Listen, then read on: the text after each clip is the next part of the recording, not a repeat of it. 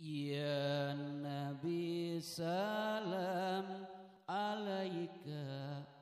Cucu Nabi sallallahu alaihi wa ala alihi wasallam, putra kepada Ali bin Abi Talib, yang mana ibunya adalah Fatimah binti Rasulullah sallallahu alaihi wa ala alihi wasallam. Nabi pernah bersabda tentang Al-Hasan, mengatakan, engkau menyerupai aku, kata baginda Rasulullah, daripada perut sampai ke atas. Maknanya bidang bahunya, wajahnya Hasan bin Ali lebih mirip kepada baginda Rasulullah sallallahu alaihi wa alihi wasallam. Adapun bahagian daripada kaki dan cara melangkah dan bergerak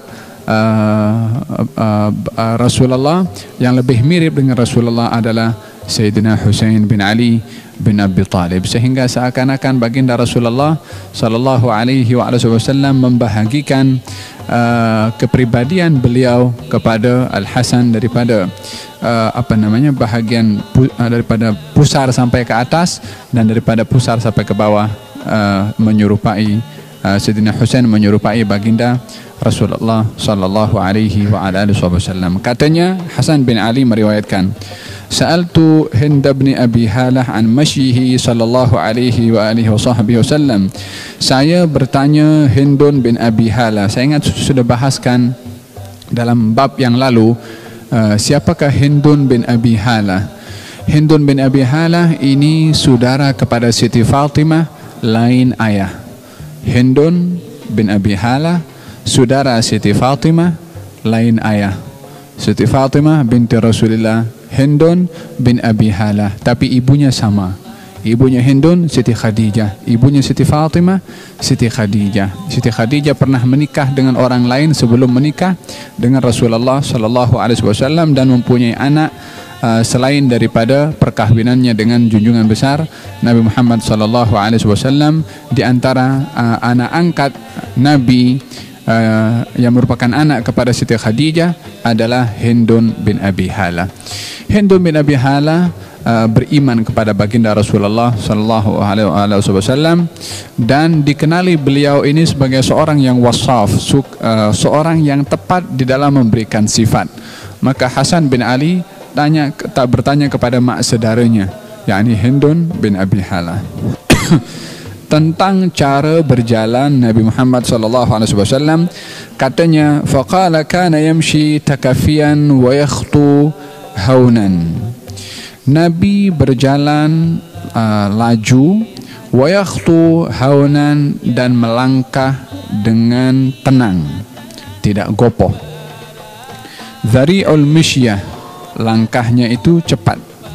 Idza masya ka'annama yanhattu min sabab, kalau berjalan seakan-akan turun daripada tangga. Yani orang kalau turun daripada tangga laju. Demikian baginda Rasulullah kalau turun daripada kalau berjalan seakan-akan turun daripada tangga kecepatannya.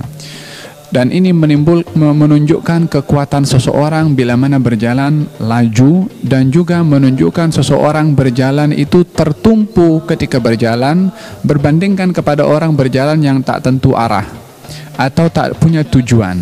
Maka orang yang berjalan bila mana tak punya tujuan, kebanyakannya adalah berjalan dengan slow, lambat, sebab tak tahu nak pergi mana, dan tidak fokus ketika berjalan. Sementara baginda Rasulullah kalau berjalan laju dan juga fokus atau tertumpu kepada tujuan yang dituju oleh baginda Rasulullah. Wa idza iltafata jami'an, kalau Nabi menoleh dengan seluruh tubuh badannya. Khafidut tarfi, pandangannya itu memandang ke bawah. Nadharuhu ila al-ardi akthar min nadharihi ila as-sama', pandangannya ke bawah lebih kerap berbandingkan memandang ke langit. Jullu nadharihi al-mulahadhah, kebanyakan cara memandang Nabi itu pandangan memerhatikan. Yasuqu ashabahu, Kalau berjalan, beliau yang menggiring sahabat-sahabatnya.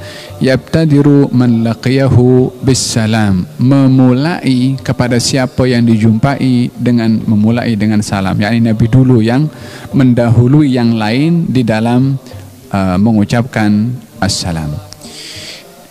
Ini satu hadis yang ditulis atau diriwayatkan daripada Sayyiduna Hindun bin Abi Hala melalui soalan cucu Nabi yang bernama Hasan bin Ali bin Abi Talib.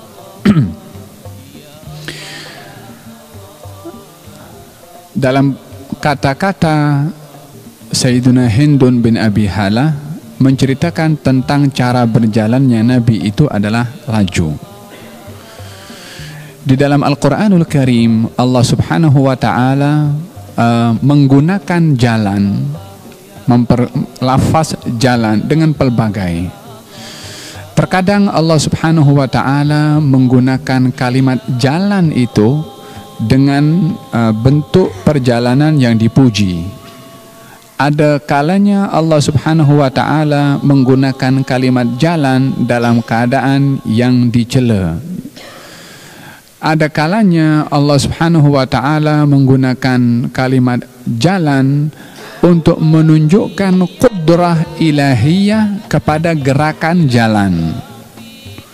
yakni terkadang di dalam Al-Quran Allah menceritakan tentang kalimat berjalan untuk menunjukkan qudrah ilahiyah, kekuatan, kekuasaan Allah di dalam menciptakan jalan supaya makhluk yang diberi nikmat boleh berjalan, tahu kalau berjalan itu adalah bahagian daripada kekuatan ilahi yang diberikan oleh Allah kepadanya.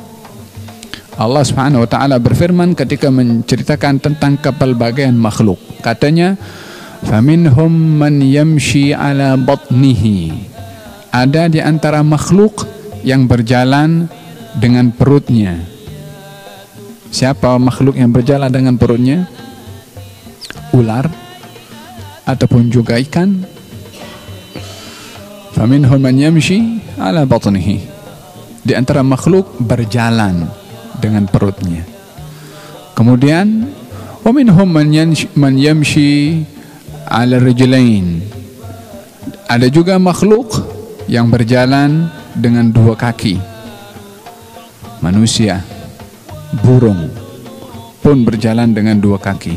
Kemudian wa minhum man yamshi ala arba', ada makhluk yang berjalan dengan 4 kaki, yaitu kebanyakan daripada binatang yang berjalan menggunakan 4 kaki. Ketiga-tiga kategori makhluk ini, baik itu ular yang berjalan dengan perutnya, manusia yang berjalan dengan kakinya atau burung, dan juga haiwan yang berjalan dengan 4 kaki, Allah Subhanahu wa Ta'ala sebutkan mereka semua ini berjalan, simbol kepada al-harakah, pergerakan. Ini ayat menunjukkan Allah Subhanahu wa Ta'ala berkuasa di dalam menciptakan kalimat pergerakan ataupun berjalan, walaupun cara berjalannya itu berbeza, tapi semuanya berjalan. Dengan demikian Allah ingin memberitahukan bahwasanya berjalan itu adalah, atau harakah, pergerakan melalui perjalanan itu adalah qudrah ilahiyah yang kalau seseorang tidak boleh untuk berjalan maka akan terkendala maksud daripada tujuan hidup manusia di atas muka bumi ini, karena semua makhluk diciptakan oleh Allah boleh berjalan. Orang yang menginsafi berjalan itu, apapun alatnya, adalah satu qudrah ilahiyah, satu nikmat dari Allah, maka dia tidak akan mensia-siakan nikmat boleh berjalan yang diberikan oleh Allah Subhanahu wa Ta'ala. Ini nikmat jalan yang dizahirkan dalam bentuk qudrah ilahiyah yang disebutkan oleh Allah Subhanahu wa Ta'ala di dalam